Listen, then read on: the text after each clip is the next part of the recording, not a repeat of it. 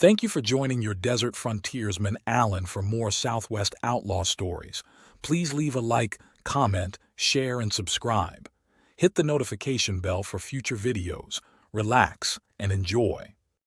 The American Southwest of the 1880s was a land of stark contrasts, where civilization's advance collided with ancient ways of life, where justice and vengeance often spoke the same language. In this harsh and unforgiving landscape, few figures inspired as much fear and fascination as the Apache Kid. Today, we'll unravel the mystery of his final days, a story that remained hidden in the shadows of history until an old-timer's account brought the truth into the light. To understand the significance of the Apache Kid's end, we must first understand the terror he inspired. Throughout the 1880s and into the 1890s, his name became synonymous with brutality across the territories of southern New Mexico and Arizona.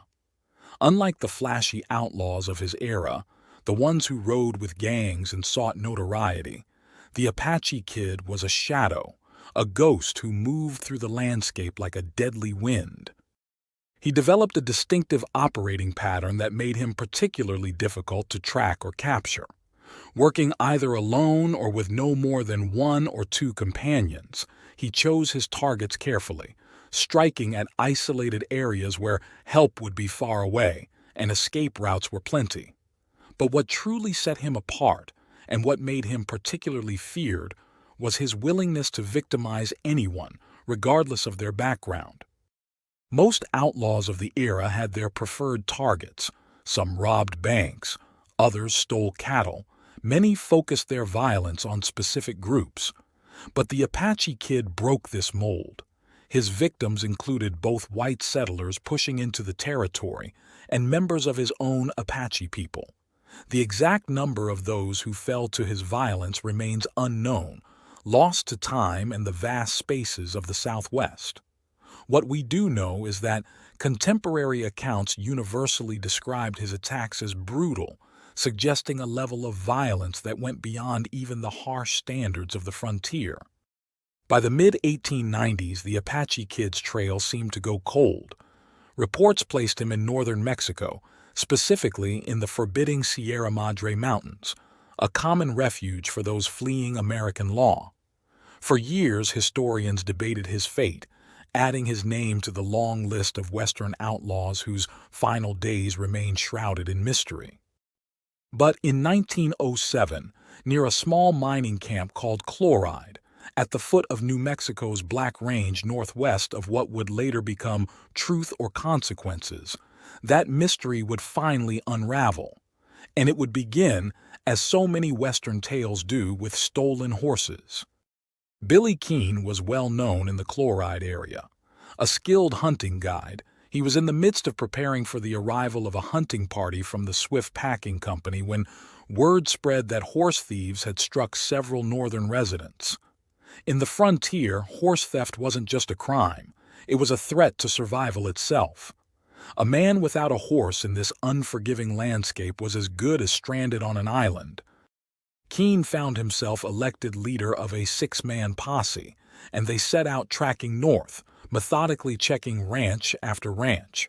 Their break came at Sabi Sorrell's ranch, where they picked up clear signs of the thieves' passage. The tracks led them toward the San Mateo Mountains, and as darkness began to settle over the land, they spotted what they'd been looking for, a campfire flickering on the San Mateo Divide. The posse made camp for the night, planning their approach carefully. Dawn broke over a scene that must have seemed almost peaceful at first, a sloping meadow where the stolen horses grazed quietly in the early morning light. But peace in the West was often just an illusion, a quiet moment before violence erupted. As the posse watched, two Indian men approached the horses. The leader was immediately noticeable, a large, powerful man carrying a Winchester rifle with the confidence of someone who knew how to use it. About 30 yards behind him came his companion, a smaller man whose role in what was about to unfold would be limited to that of a witness. What happened next was over in seconds. 3 shots rang out simultaneously in the crisp morning air, the sound echoing off the mountain slopes. The larger man fell instantly, his life ending before he likely knew he was in danger.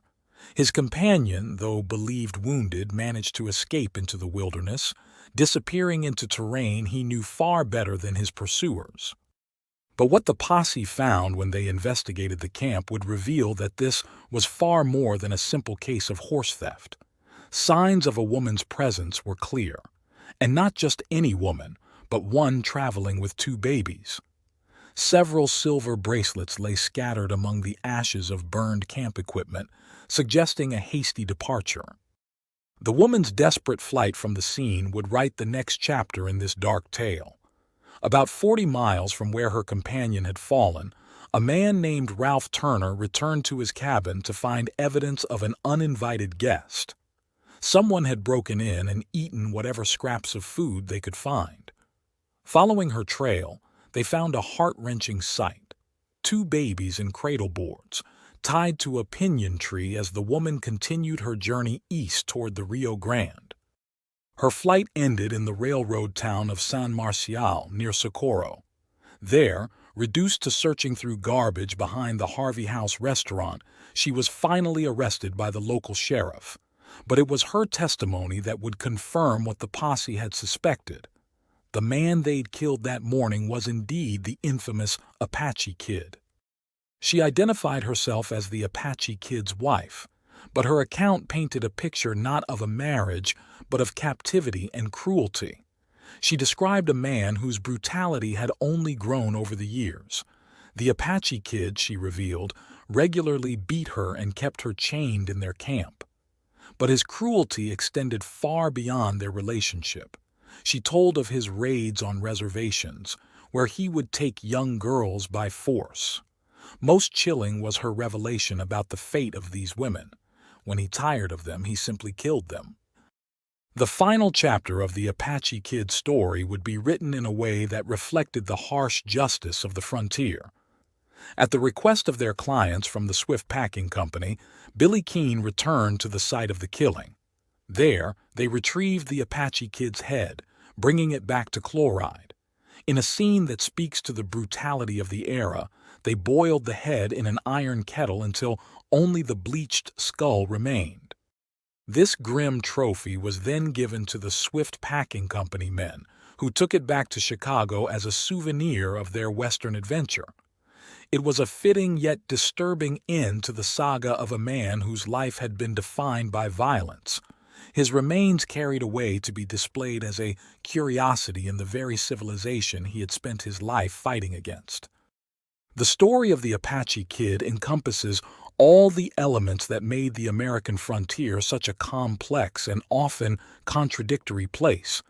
It was a land where civilization and savagery often wore the same face, where justice and vengeance were frequently indistinguishable, and where the line between survival and brutality could be as thin as a shadow on the desert sand. His legacy serves as a reminder of a time in American history when the West was still wild, when law and order were often just distant concepts, and when the clash between different worlds could produce figures of almost mythical darkness. The Apache Kid was one such figure, a man whose life and death would become part of the larger tapestry of Western legend and lore.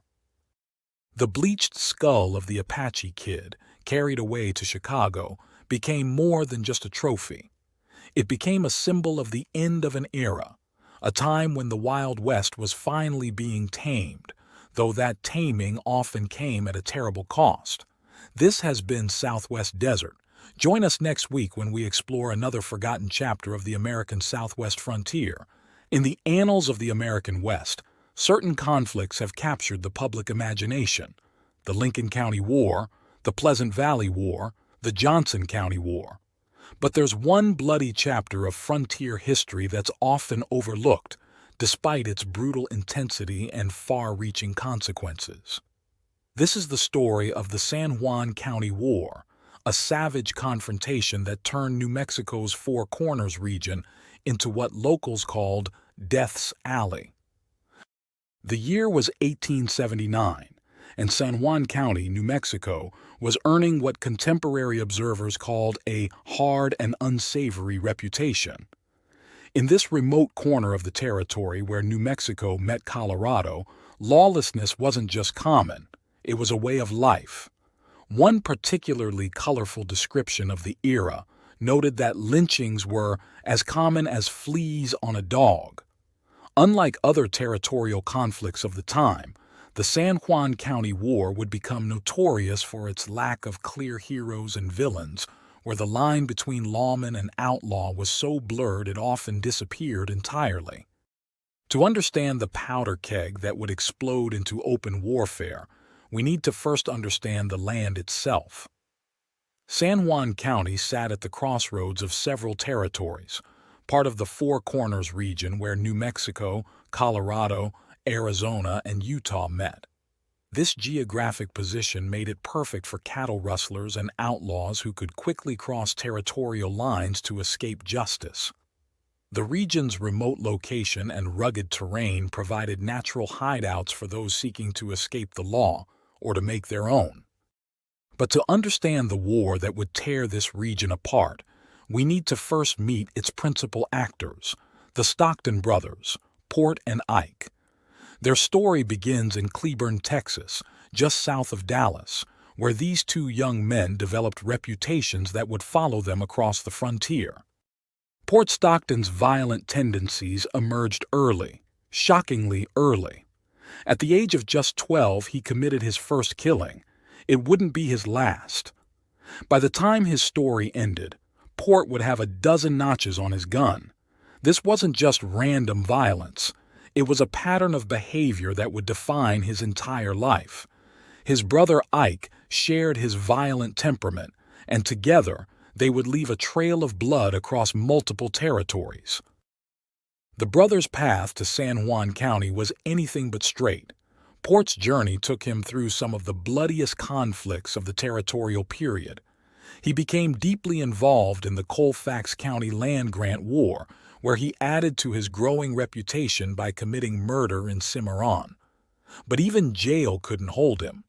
His brother Ike helped him escape, demonstrating the fierce loyalty between the siblings that would define their relationship until the end.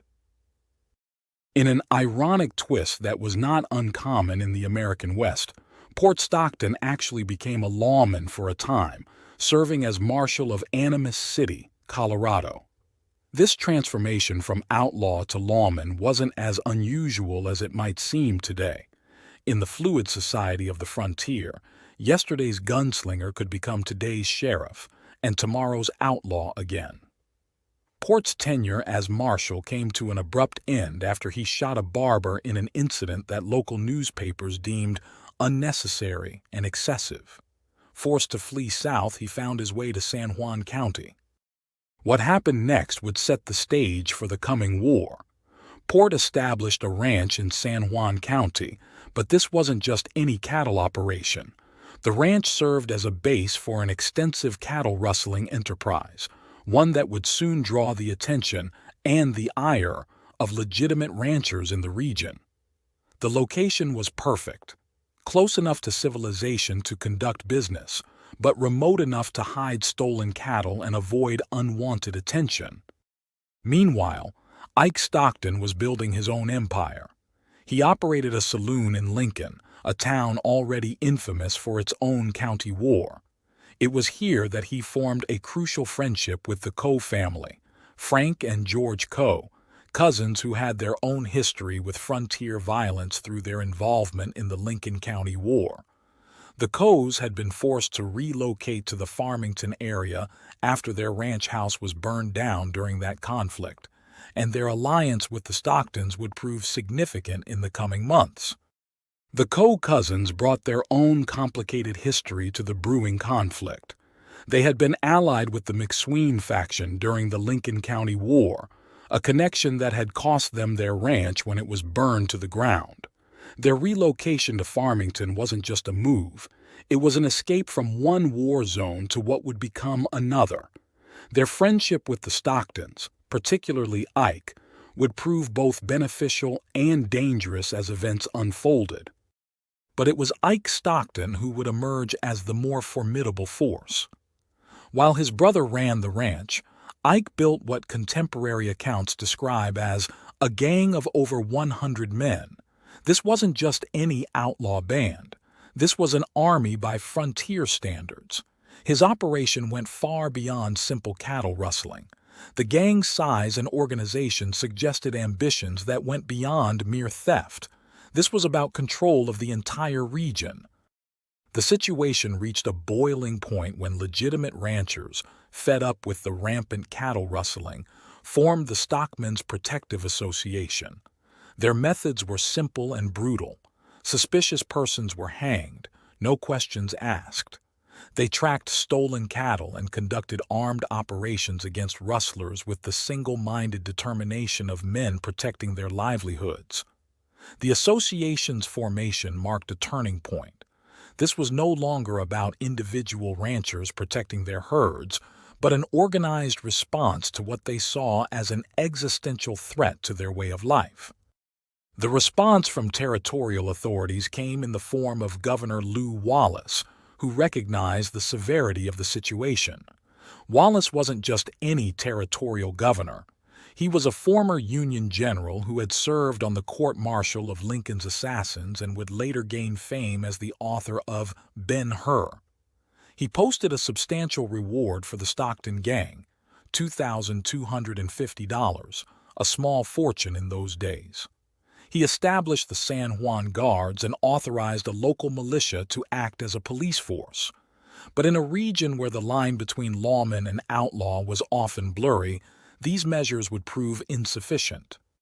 The violence reached its crescendo when Port Stockton met his end at his own ranch. A posse, possibly including members of the Stockmen's Protective Association, surrounded the property. In the ensuing gunfight, Port was killed, and his wife was wounded while trying to defend him. The scene was described by witnesses as hellish, a furious gun battle that ended with one of the territory's most notorious figures lying dead in his own doorway. But this wasn't the end. It was merely the beginning of a new phase of violence. Ike Stockton, enraged by his brother's death, turned his considerable resources toward revenge. He specifically targeted members of the association who he believed were responsible for Port's death and successfully eliminated several of them. The streets of Farmington remained under constant threat, despite armed citizens conducting regular patrols. The town became a powder keg, with every resident wondering if they would be the next target of Ike's vengeance.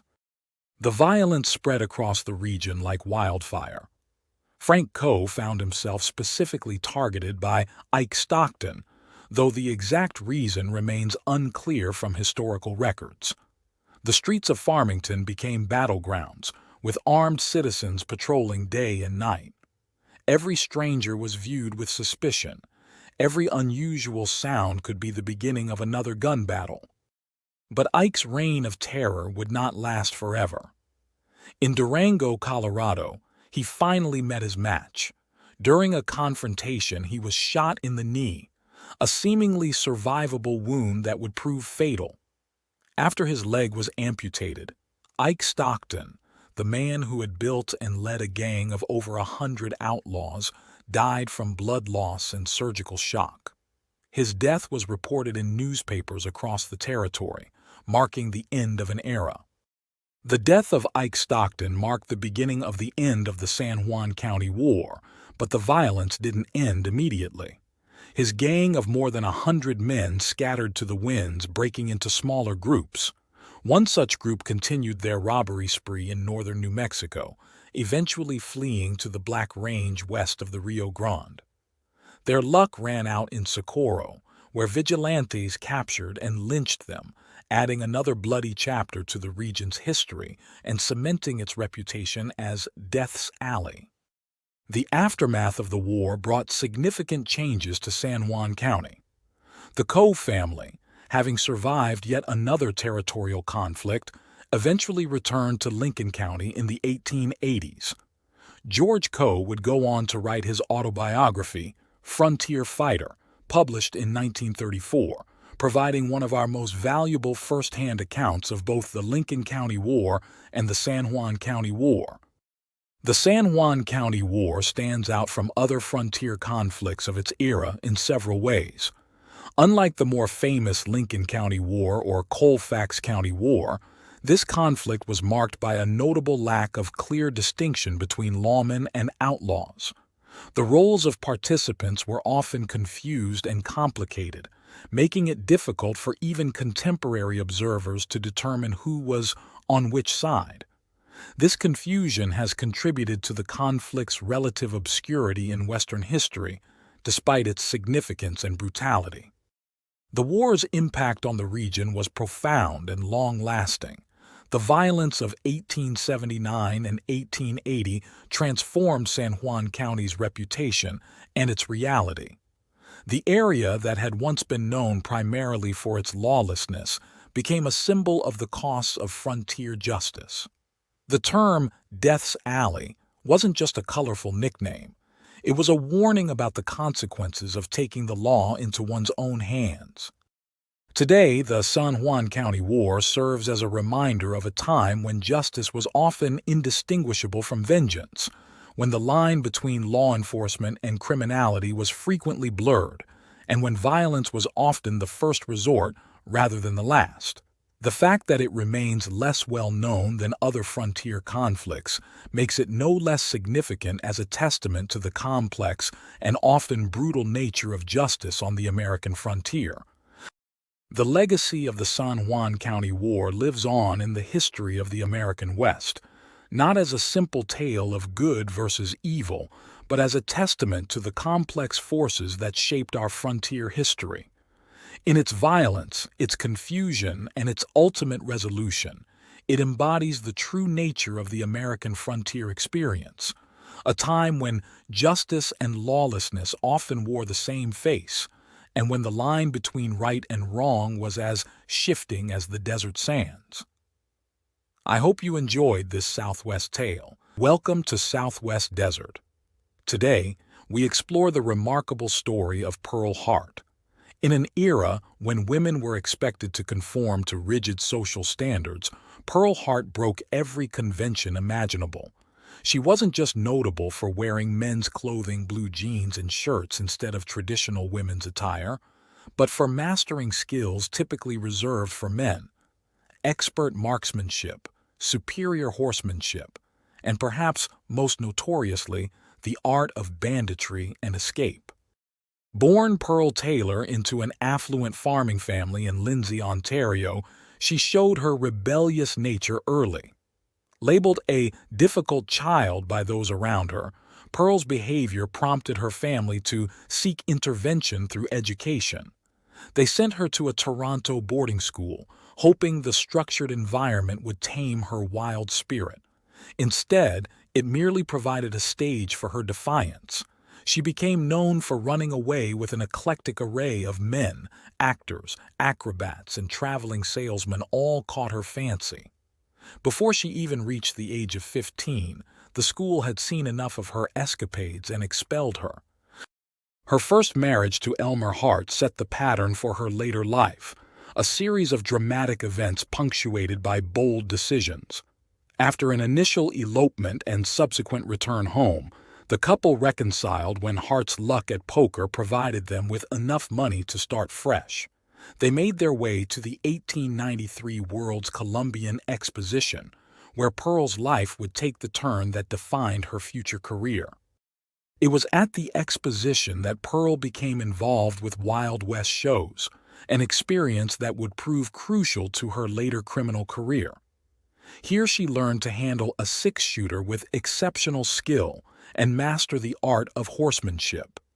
Perhaps most significantly, it was during this period that she adopted the male clothing style that would become her trademark. Life soon took her to Trinidad, Colorado, where she worked as a hotel maid while pregnant. She sent her son to her mother's care after weaning. She and Hart then moved to Phoenix, settling on a small ranch. The marriage's end remains contested in historical accounts. Some say Hart's abuse drove her to seek protection from the army, while others claim it was Pearl's threatening gunplay that forced Hart's departure. The next chapter in Pearl's story began with the appearance of John Boot, a man whose refined British accent and debonair manner masked a dangerous criminal history. Wanted in both Texas and Colorado for stagecoach robberies, Boot would become Pearl's partner in an escalating series of crimes. Their initial methods showed calculating intelligence.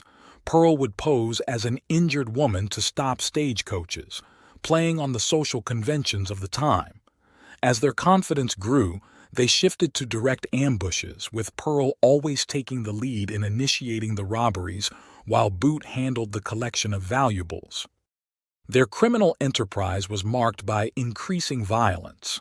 During one notorious incident, Pearl shot Charlie Banks in both the kneecap and arm during a violent outburst.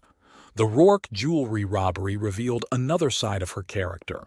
When Boot refused to take the jewelry, witnesses described Pearl having what they called a childish reaction. More ominously, their spree expanded to include the murders of 2 lone travelers during their stagecoach robberies. Their final mistake came during the Carl Zitter encounter, a failed robbery attempt that led to their identification. The law caught up with them through an unexpectedly mundane source: boarding house gossip.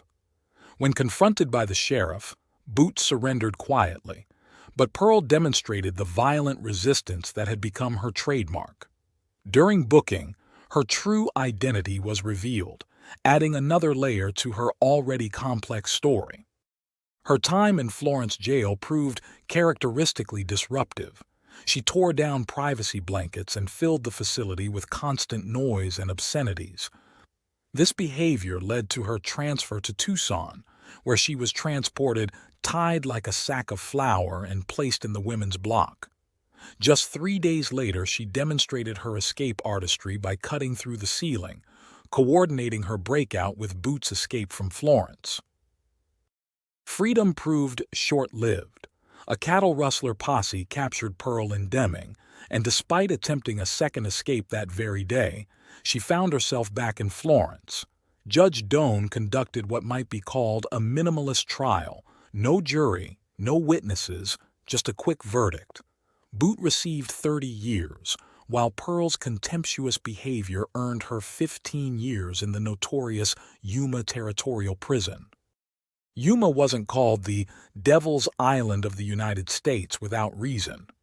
Built on a high granite bluff, the prison was protected by both the Colorado and Gila rivers. The surrounding desert terrain proved as effective a deterrent as any wall. It was considered impenetrable for 6 months of the year, with extreme dehydration and dangerous wildlife, including rattlesnakes and scorpions, claiming the lives of many would-be escapees. The prison's security matched its natural defenses. High granite walls surrounded cells blasted from solid rock. Guards maintained constant wall patrols, while a corner tower equipped with a Gatling gun provided additional security. A 24-hour sentry duty system ensured constant vigilance. The prison maintained a $50 bounty for captured escapees, though this sometimes led to the mistaken capture of innocent prospectors. The prison had earned its notorious reputation through violent incidents. Warden Thomas Gates had been stabbed during one breakout attempt, leading his successor, Captain F.S. Ingalls, to train his family on the Gatling gun as a precaution. The harsh environment and frequent escape attempts added to the prison's fearsome reputation. Pearl's accommodation at Yuma reflected her unique status. Her cell received special modifications, including the removal of tier bunks, the addition of privacy boards, and special toilet facilities. She was even provided with a custom uniform. Despite these considerations, her initial behavior remained defiant, leading to disciplinary measures including the withholding of food.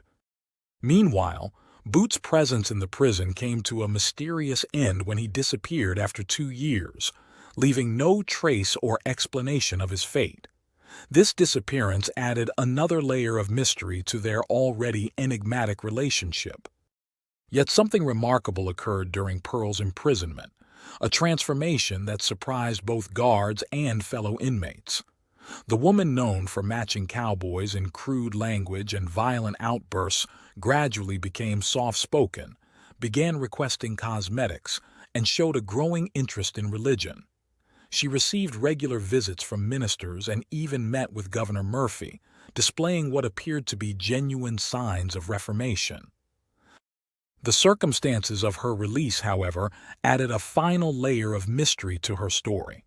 The discovery of her pregnancy raised serious questions, given that only Captain Ingalls and his wife had keys to her cell, and only the minister and governor had been granted private visits. The administration arranged a hasty departure, providing an immediate ticket to Kansas City and processing a suspiciously backdated pardon request.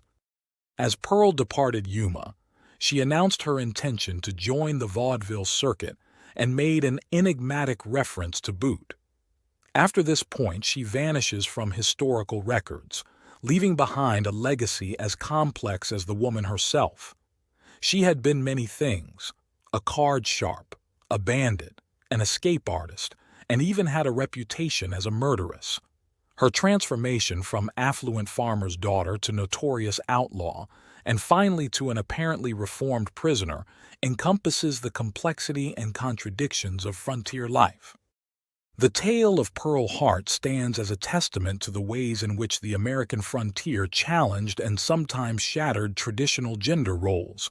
Her expertise with firearms and horses, her adoption of male clothing, her leadership in criminal enterprises, and her successful escapes all demonstrated capabilities that society typically attributed only to men. Even her imprisonment at Yuma, where special accommodations had to be made for her as a female inmate, highlighted the ways in which she forced frontier institutions to adapt to the reality of a woman who refused to conform to expectations. The mystery of her transformation in prison and the circumstances of her release add a final layer of intrigue to her story. Was her reformation genuine, or simply another performance from a woman who had proven herself adept at playing whatever role circumstances required? The pregnancy that led to her release raises questions that history has never fully answered, while her disappearance from historical records after leaving Yuma leaves us to wonder about her ultimate fate. This has been Southwest Desert. Join us next time for another tale of America's wildest era. Welcome to Southwest Desert, where we explore the fascinating stories of the American Southwest. Today's episode takes us to Campo, California, a small settlement 50 miles east of San Diego, where two remarkable brothers made their mark on history through an extraordinary act of survival and determination. The year was 1875, and the Campo settlement sat nestled in a picturesque valley near the Mexican border. At a higher elevation than the surrounding areas, the settlement provided welcome relief from the scorching heat of the lower desert regions. A clear, cold creek wound its way through the land, its banks lined with towering sycamores and sturdy oaks. The native people had called this place Milkete, meaning wide, flat fields, and it was here that our story's protagonists, the Gaskill brothers, would make their stand against one of the most notorious gangs in California history. The settlement itself was modest but vital to the region's development. A small hotel provided rest for weary travelers, while the general store and cantina served as the heart of the community. The blacksmith shop rang with the sound of hammers on anvils, and the post and telegraph office, established by the Army, connected Campo to the outside world. Standing apart from these utilitarian structures was the Gaskill residence, a large and luxurious house that spoke to the brothers' success in their frontier enterprises.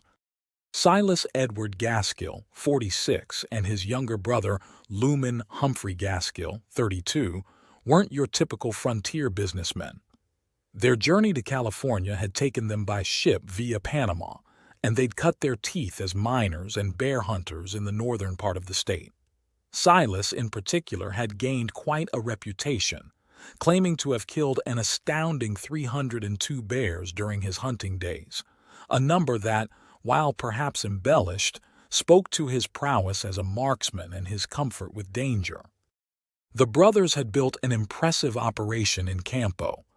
Their enterprise sprawled across 900 acres where they ran cattle, raised hogs and sheep, and managed an impressive 400 beehives. But they weren't content with just ranching. They also operated the settlement's store, hotel, and forge. Their entrepreneurial spirit led them to experiment with various ventures, including an unsuccessful attempt at sugarcane farming and an ambitious project to build a steam engine for a mail contract.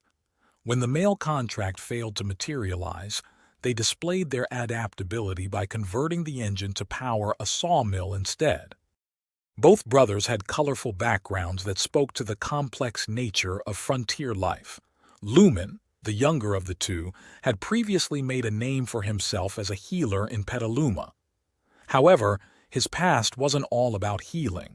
He had killed a man in San Juan County and subsequently lived under an alias in San Jacinto. In 1868, he married Eliza Benson from Utah, and together they had 5 children, 2 sons and 3 daughters. Despite his checkered past, Lumen managed to build a respectable life in Campo, though his later years would see him embroiled in further controversy. Silas's personal life had its own share of drama. His first marriage in the 1870s was brief and ended quickly, but he found lasting love with Catherine from Boston, whom he married in 1881. Together they would help establish Campo as a center of commerce and civilization in the otherwise lawless borderlands. The historical context of their story is crucial to understanding the significance of their position in Campo. The nearby town of Tecate served as a headquarters for various outlaw gangs, including those connected to the infamous Vasquez and Murrieta. Campo itself was an important stop on the freight routes, with the Capron stagecoach line making twice-weekly stops. This regular traffic made the settlement both prosperous and vulnerable to those who would prey on travelers and merchants. But it was the events of December 4th, 1875, that would cement the Gaskill brothers' place in Western history. The day started like any other in Campo. Then, one of their friends, a French sheep herder, gave a dire warning of the attack. At around 10 a.m., a band of outlaws led by the notorious Cruz Lopez launched an attack on the settlement. Lopez was already a wanted man, having murdered a store clerk named Henry Leclerc and Don Antonio Sosa, a former Mexican governor. These killings had made him one of the most feared outlaws in the region, and his reputation preceded him wherever he went. His raiding party that day was substantial. 6 main attackers formed the core group, supported by 9 additional outlaws with wagons waiting nearby to carry away their expected plunder. They also had an inside man, Rafael Martinez, who was already in Campo when the attack began, likely gathering intelligence on the brothers' defenses and daily routines. The assault on the store was swift and brutal. Lumen took a bullet through the lung early in the fight, the kind of wound that would have ended most men's resistance. Silas was also wounded, but rather than surrender, the brothers fought back with a determination that would become legendary. They were joined by the French sheep herder, whose name has been lost to history, but whose courage would prove vital and ultimately fatal, as he would later die from his wounds in San Francisco. The battle was fierce, with bullets flying through the store and surrounding buildings. The brothers' experience as hunters and their familiarity with firearms proved invaluable. Despite their wounds, they maintained a steady defense, making each shot count. 4 of the bandits were killed in the firefight, and both Lopez and Martinez were captured, a remarkable outcome considering the odds against the defenders. Frontier justice was swift and merciless. Vigilantes, likely composed of local citizens who had long suffered from bandit raids, took matters into their own hands. Both Lopez and Martinez were hanged, though Lopez would ultimately die from complications of his wounds rather than the rope. The brothers' wounds were severe enough that Dr. Millard had to ride 75 miles to treat them, a journey that speaks to the isolation of frontier settlements and the determination of those who served them. The aftermath of the raid only added to the brothers' legend. They gained a reputation as men who cannot be killed with lead bullets, and their successful defense of Campo ensured that the settlement remained peaceful thereafter. Their stand against Lopez and his gang wasn't just about defending their property. It was about establishing the rule of law in a place where civilization was still taking root. But the story doesn't end there. Lumen's later years were marked by legal troubles that suggested the complexity of frontier life and the sometimes thin line between law-abiding citizen and outlaw. In 1885, he was arrested in Mexico in connection with the disappearance of Captain Jacob B. Hansen, though the full details of this incident remain murky. He was later convicted of cattle brand tampering, a serious offense in cattle country, though he was eventually released due to cost issues related to his imprisonment. Despite these legal troubles, Lumen's entrepreneurial spirit remained undiminished. He became involved in the Santa Clara gold strike, seeking one more fortune in the California gold fields. Finally, in 1901, he sold his Campo holdings and moved to San Diego, perhaps seeking a quieter life away from the frontier that had shaped him. Both brothers lived until 1914, remarkably long lives considering the dangers they had faced and the wounds they had suffered. They were buried in different locations, Lumen possibly in Waitsburg City Cemetery, Washington, and Silas in San Diego. This separation in death perhaps reflected the different paths their lives had taken in their later years, though their shared legend would forever connect them in the annals of California history. The Campo settlement itself stood as a testament to their impact on the region. What began as a simple collection of buildings, a small hotel, general store and cantina, blacksmith shop and post office, became a symbol of law and order in a lawless territory, thanks to two brothers who refused to back down when faced with overwhelming odds. Their story reminds us that the American West wasn't just about famous gunfighters and notorious outlaws. It was also about ordinary men and women who demonstrated extraordinary courage when circumstances demanded it. The Gaskill brothers may have arrived in California seeking their fortune like countless others, but they ended up leaving a legacy that would be remembered long after the frontier era had passed.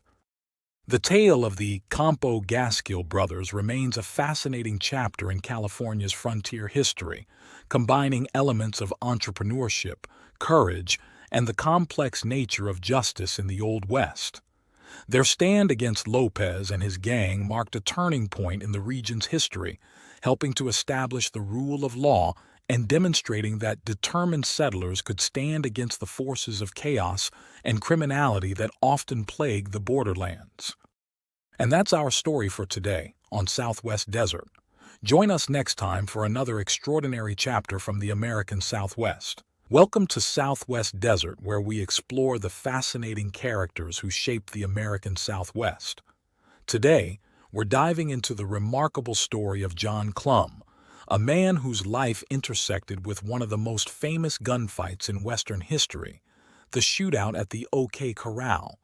But before we get to those fateful moments in Tombstone, we need to understand the extraordinary journey that brought him there. It's 1877, and a young man of just 25 years has already accomplished what many couldn't achieve in a lifetime. John Clum's 3-year tenure as Indian agent at San Carlos was marked by unprecedented success.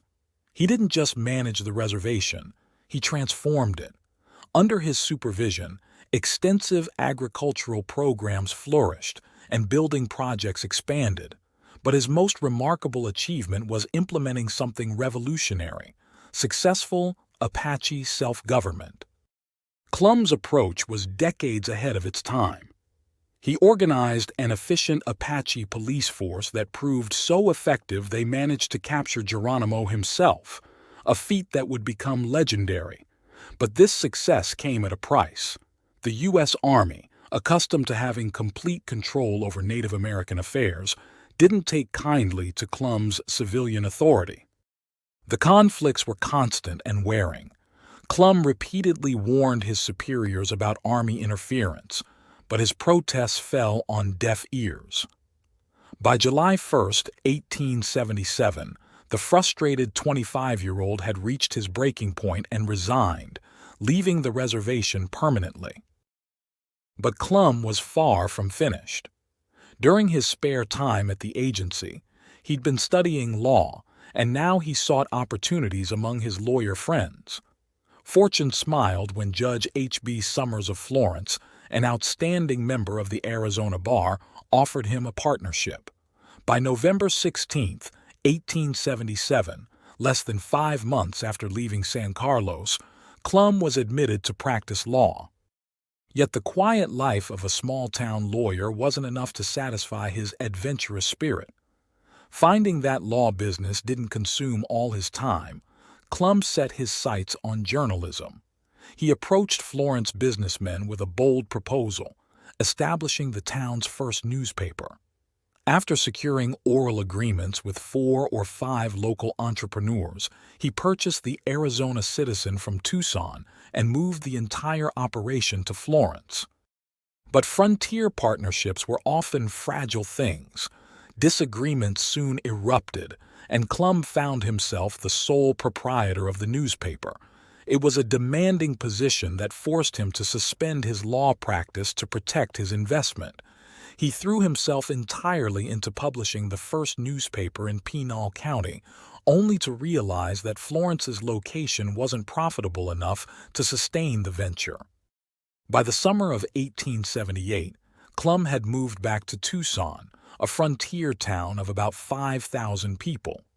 The population was largely Mexican, and the community remained isolated, but change was coming. The Southern Pacific Railroad was pushing eastward from Yuma, promising to connect this remote outpost with the rest of the nation. Clum didn't just witness Tucson's transformation, he helped shape it. In February 1879, he established the Daily Arizona Citizen, the first daily newspaper in the Arizona Territory. His timing couldn't have been better, coinciding with the Southern Pacific's arrival. But Clum's contributions to Tucson went far beyond journalism. In late 1879, alongside Wheeler W. Williams and Mariano Samaniego, Clum served as road commissioner. Together, they undertook an ambitious project, building the first highway constructed by civilians in Arizona. The road connected Tucson to Old Camp Grant and extended to the Globe Mining District. Completed by mid-December 1879, it included a treacherous section through precipitous mountain country that Clum described as dangerous but passable. His innovations didn't stop there. In a town of adobe buildings, Clum built the first shingle roof on any Tucson residence. As an elder in the Presbyterian Church, he helped establish the first Protestant church in southern Arizona. He even brought culture to the frontier, helping to import the first West Coast professional opera troupe in November 1879, a night he called a red letter night in social development of Tucson. Nature provided its own entertainment too. On January 29, 1880, during a freak 8-inch snowfall, Clum participated in what would be recorded as Tucson's only sleigh ride, a moment of winter whimsy in the desert Southwest. But beneath these achievements, financial troubles were brewing. Struggling to pay off his citizen investment, Clum's personal finances were dwindling. When he lost the city printing contract to the Star for 1880, he attempted to return to Indian affairs, applying to the Dutch Reformed Church for an agent position at either San Carlos or the Pima and Maricopa reservation. The Interior Department rejected his nomination, forcing him to rent out rooms in his Tucson house. It was time for a change, and that change would be Tombstone. After visiting the booming silver town in December and February to assess its potential, Clum sold his interest in the Citizen to Rollin C. Brown on February 2, 1880. By late March, he was Tombstone-bound, though his family remained temporarily in Tucson. Clum didn't arrive empty-handed. He'd telegraphed San Francisco for everything needed to start a newspaper: a Washington hand press, type and type cases, ink and printing paper. After the equipment arrived in Tucson by rail, it was transported to Tombstone by wagon freight. At the northwest corner of Fremont and 4th Streets, Clum built a 20x 40-foot skeleton frame covered with heavy canvas roof and walls, the humble beginnings of the Tombstone epitaph. On May 1, 1880, the first issue of the epitaph hit the streets. Despite local legends, Clum himself chose the paper's name, and by July, it had become a daily publication. His initial declaration boldly compared Tombstone to ancient Rome, a comparison that seemed less outlandish during the town's silver-fueled boom years. Clum quickly became a central figure in Tombstone's civic life.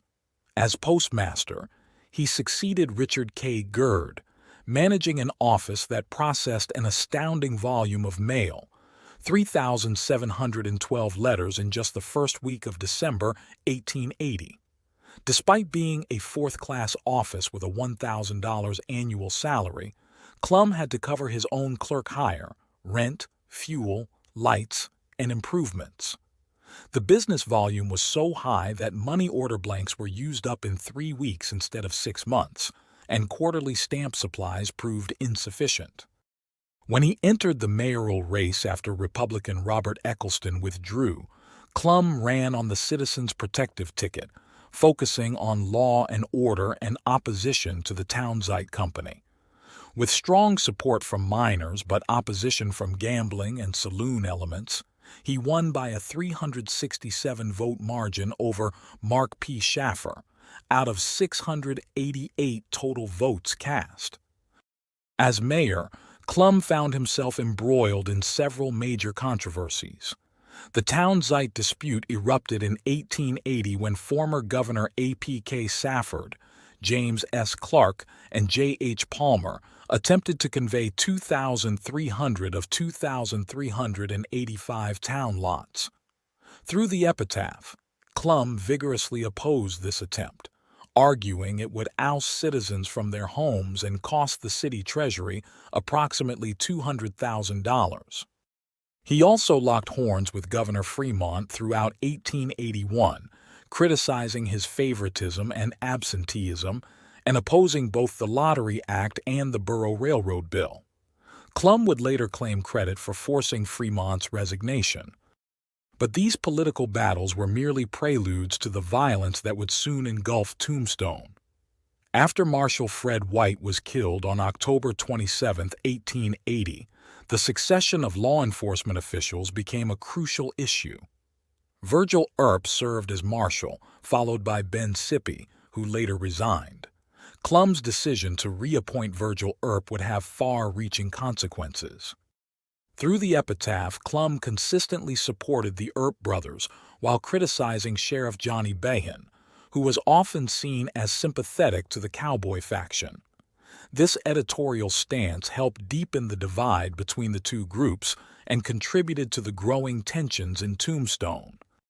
Then came October 26, 1881, the day of the infamous OK Corral shootout. Right in front of the epitaph office, 3 men lost their lives: Frank and Tom McLaury and Billy Clanton. Virgil and Morgan Earp, along with Doc Holliday, were wounded. Wyatt Earp emerged unscathed, while Billy Claiborne and Ike Clanton fled the scene. The violence didn't end there. A death list circulated through town, and on December 14, 1881, would-be assassins attempted to take Clum's life. 2 weeks later, Virgil Earp was ambushed and seriously wounded. The cycle of violence reached its peak with Morgan Earp's murder on March 18, 1882, followed by Wyatt Earp's revenge killing of Frank Stilwell 2 days later. Amidst this turmoil, Clum faced personal tragedy. His wife Mary died on December 17, 1880, shortly after giving birth to their daughter Elizabeth, who also passed away within a week. Their son Woodworth was sent to live with grandparents in Washington, D.C. It wasn't until February 24, 1883, that Clum found happiness again, marrying Belle Atwood, with whom he would have a daughter named Caro. In 1885, Clum returned to Tombstone with his new family. He was reappointed as postmaster in February 1885 and became city clerk, auditor, and recorder in October. He even returned to the Epitaph as city editor in the latter half of 1886 and participated in amateur theatricals and variety shows. But Tombstone's glory days were numbered. The Grand Central Pump House fire on May 12, 1886, dealt a devastating blow to the town's mining industry. By late 1886, Clum, like many others, left Tombstone behind, moving to San Bernardino, California. John Clum's story represents more than just a footnote to the famous gunfight at the OK Corral. It's a testament to the complexity of frontier life, where one man could be an Indian agent, lawyer, newspaper publisher, postmaster, and mayor, all while witnessing and participating in some of the most dramatic moments of the American West. His support of the Earps through the Epitaph helped shape the narrative of one of the most famous conflicts in Western history, while his various roles in Tombstone's civic life helped build the infrastructure of a frontier boomtown. In many ways, John Clum embodied the spirit of the American frontier, adaptable, resilient, and always ready for the next challenge. This has been Southwest Desert. Join us next time as we explore more fascinating stories from the American Southwest. I hope you enjoyed these lost Southwest tales. If you would like to help my channel in time, hit the Super Thanks heart icon on the bottom of the video and contribute. This is very helpful. Please check out my large catalog of Southwest videos, playlists, and adult bedtime stories. Happy trails!